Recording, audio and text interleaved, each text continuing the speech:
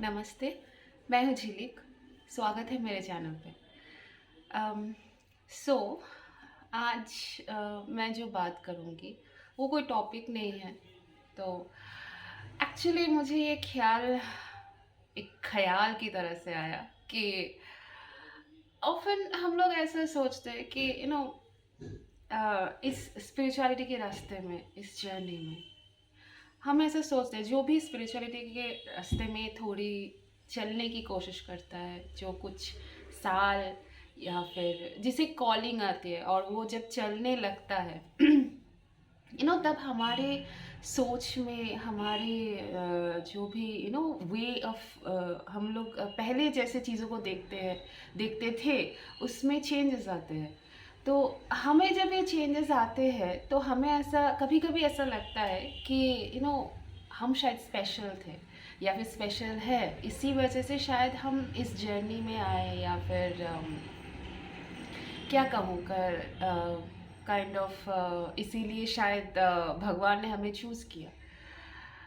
तो ये मुझे पहले भी लगता था कि शायद इसी वजह से मैं इस जगह पे ये मैं इट्स काइंड ऑफ, मैं क्या कहूँ, ये मेरे अंदर थी। लेकिन मुझे पता था ये सच नहीं है, क्योंकि मैं एक टर्म जानती थी, बस उस टर्म को जानती थी जिसे कहते हैं स्पिरिचुअल ईगो। स्पिरिचुअल ईगो क्या होता है मुझे पता था कि स्पिरिचुअल ईगो नाम की एक चीज़ है जो बहुत से साधकों को, बहुत से स्पिरिचुअल रास्ते में जाते हुए लोगों को बर्बाद कर देते हैं क्योंकि अम, क्या कहूँ, ये एक दिव्यता है। जब और हम इंसान हैं, दिव्यता संभालने के लिए वैसे यू नो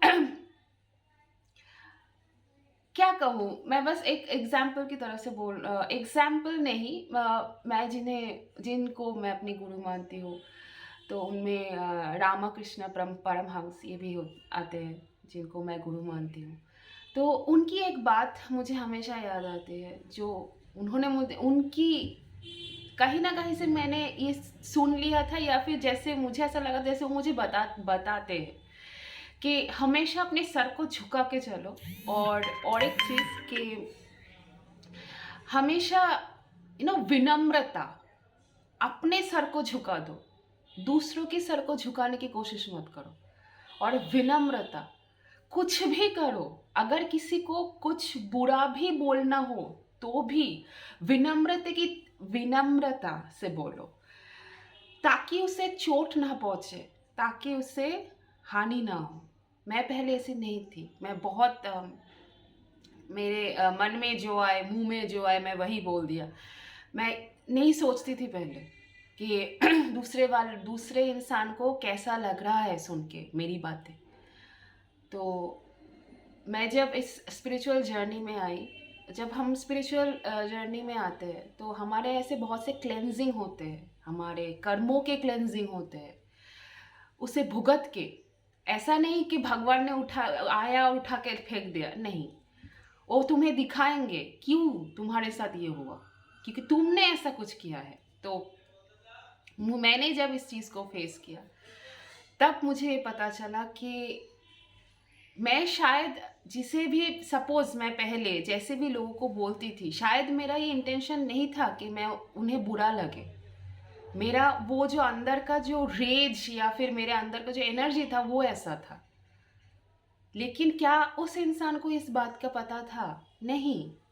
उससे तो बस वही दिखाई दे रहा है ना, जैसे मैं बोल रही हूँ उसे। और अगर मैंने किसी को बुरे तरीके से किसी को बताया और उसे ये बात पसंद नहीं आई, बिकॉज ऑफ मैंने उस वो जो स्पीच, वो जो बात करना, वो जो बोलना था, उसे मैंने सही ढंग से नहीं कहा। अगर मेरे कहने से या फिर मैं जो भी कहूँ उसका सिर्फ एक ही इंटेंशन है कि उसका भला हो, तो फिर उसे ये बात समझने भी तो आनी चाहिए ना कि ये इंसान मेरे भले के लिए बोल रहा है। तो उसे डिलीवर भी कैसे करना है, ये भी एक आर्ट है कि मैं जिस इंसान को जो भी बताना चाह रही हूँ मैं उसे कैसे डिलीवर करूँ।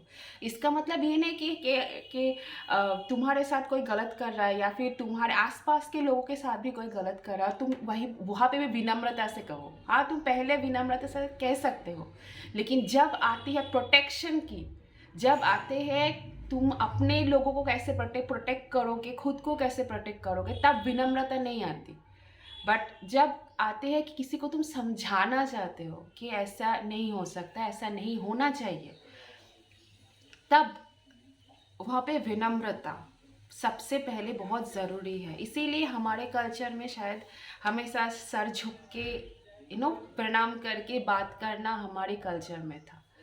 तो तो जब मैं इस स्टेज में थी तब मेरे भी ऐसे क्वेश्चन थे, तब मुझे भी ऐसा लगता था शायद मुझ में कुछ स्पेशल होगा, शायद इसीलिए भगवान का ऐसे रास्ते पे मुझे लेके आया गया एंड ऑल दैट। इंटरनेट में भी ऐसे ही दिखाते हैं। मैं एक बात कहना चाहती हूँ, ये एक भ्रम है, ये भी इल्यूजन ही है।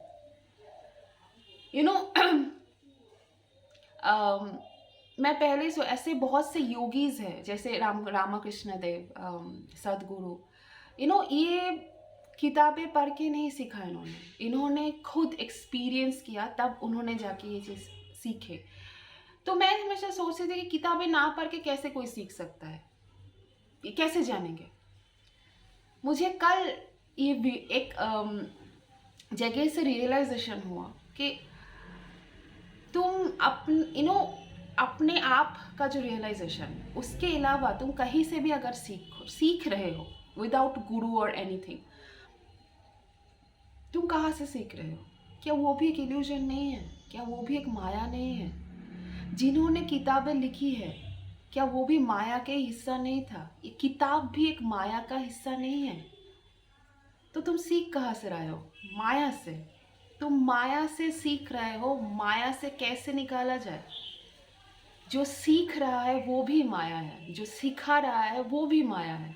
और तुम क्या सीख रहे हो? माया से कैसे निकलोगे? इल्यूजन से कैसे निकलोगे?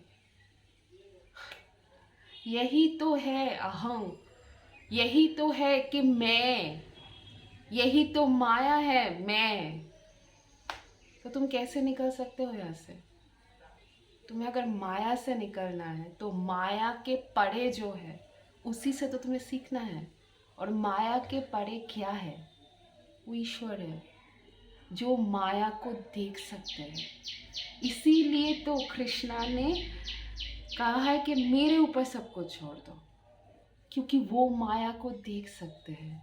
और जो माया को देख सकते हैं, जो इल्यूजन को देख सकते हैं, वही तुम्हें वहाँ से बाहर लेके जा सकते हैं। गुरु जो इल्यूजन को देख सकते हैं, इसीलिए गुरु तुम्हें वहाँ से बाहर ले जा सकते हैं। हम अगर इल्यूजन को देख ही पाते तो क्या हम ऐसे रहते? क्या हम मिजरी में रहते? क्या हमारे पास भी जो भी हम चाहते वो नहीं होता? तो क्यों नहीं है? क्योंकि हम फंस जाते हैं। माया ऐसी ही चीज़ है, माया इल्यूजन खुद को बदल सकता है और खुद को फिर से उसी रूप में भी लेके आ सकता है। जो मैं कह रही थी कि तो भगवान क्यों हमें चूज करते हैं? हर कोई तो स्पिरिचुअल रास्ते में नहीं जाते, तो क्यों हर कोई नहीं जाता, क्यों कुछ लोग जाते हैं? हाँ, इसमें ऐसा कुछ होता है कि पास्ट लाइफ में तुमने ये प्रैक्टिस शुरू की थी, फिर बीच में तुम चले गए, फिर से तुमने इस जन्म में आया शुरू किया। लेकिन ये पहले से क्यों नहीं होता? क्यों जीवन के एक टाइम में ही ऐसा होता है कि जब भगवान तुम्हें ये कॉलिंग देते हैं? क्यों?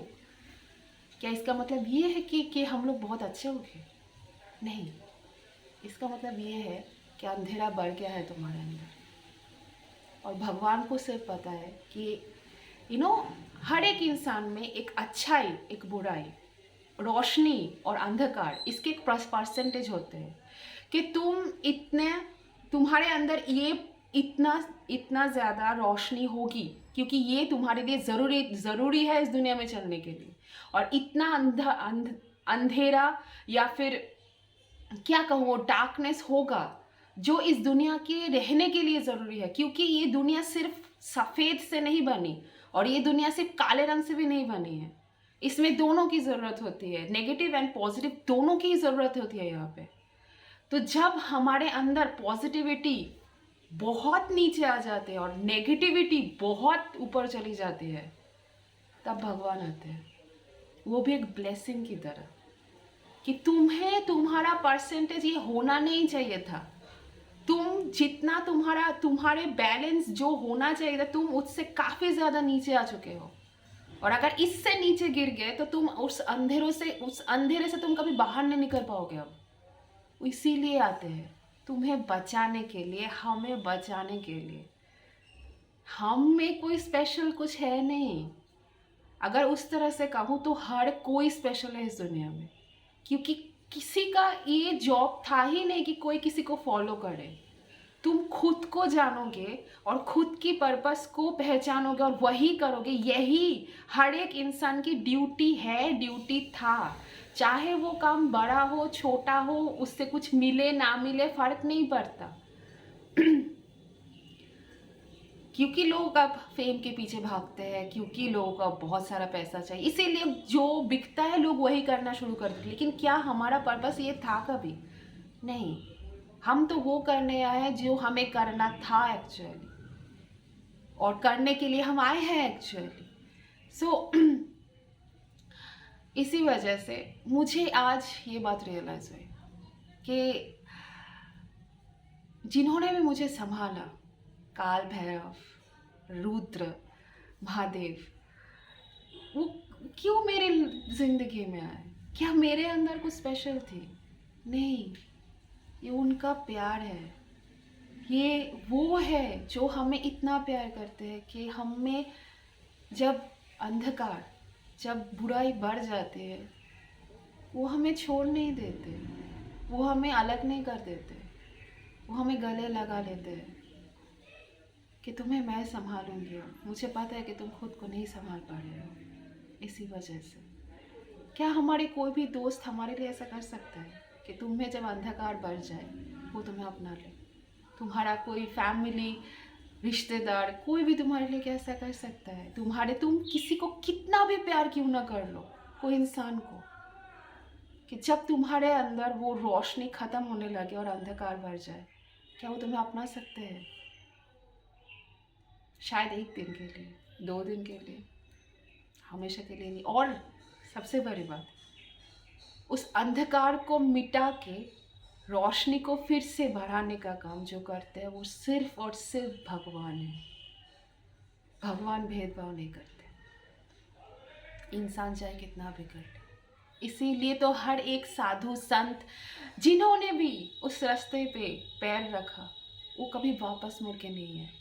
ये नहीं कि उनके पास वापस आने का रास्ता नहीं था, इस वजह से क्योंकि कोई वापस आना नहीं चाहता, क्योंकि ये जगह इतनी ही प्यारी है, इतना ही जो है वो इतना प्यार कर सकता है कि तुम्हें और कुछ पाने की ज़रूरत पड़ेगी नहीं और कभी।